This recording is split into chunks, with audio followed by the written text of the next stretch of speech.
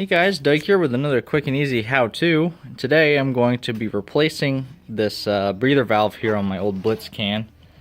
As you can see, the cap is missing, and actually all the newer gas cans don't come with these because the breather can actually allow fuel to spill if it comes out too fast.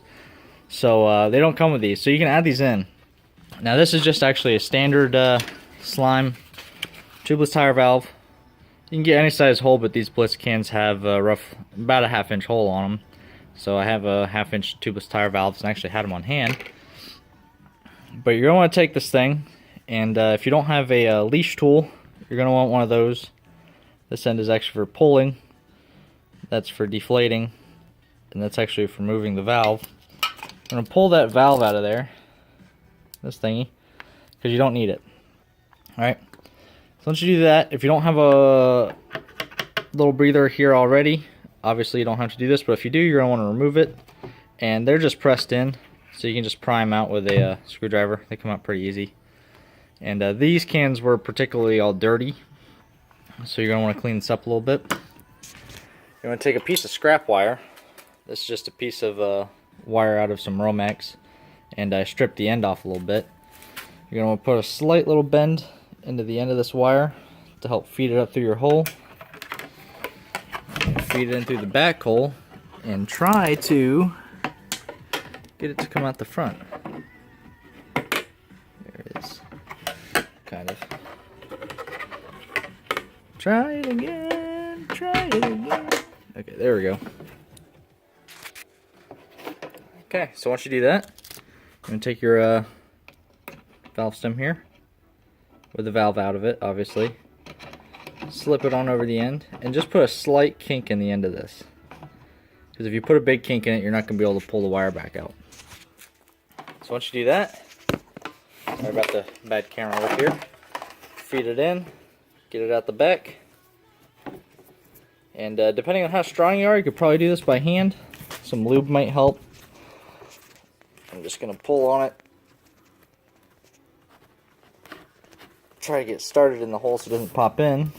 And this wire here, you just pull that out, right?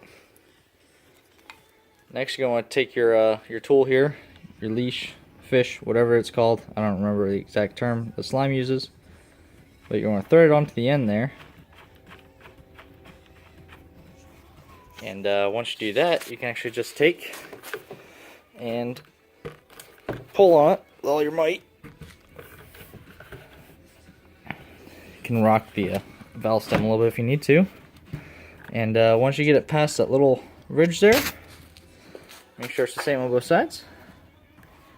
And if that's it, then you're good. It's in there permanently. It's not going to come out unless you push back on it really hard or cut it off.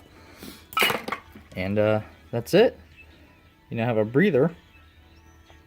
You can put the valve in if you really want to, but you don't need to. You can actually just take and put the cap on tightly. You can go and get a metal cap if you really prefer it instead of plastic. But this can here that I did already has fuel in it. And with the cap completely shut, no leaks at all. And the plastic should not degrade, or at least it won't degrade anytime soon. And if it does, I mean, you can always get like a pack of 4 of these metal ones for like less than $3 at Walmart. Which is actually where you can get the leash tool and your valve stems. I got these at Tractor Supply and I've had them forever.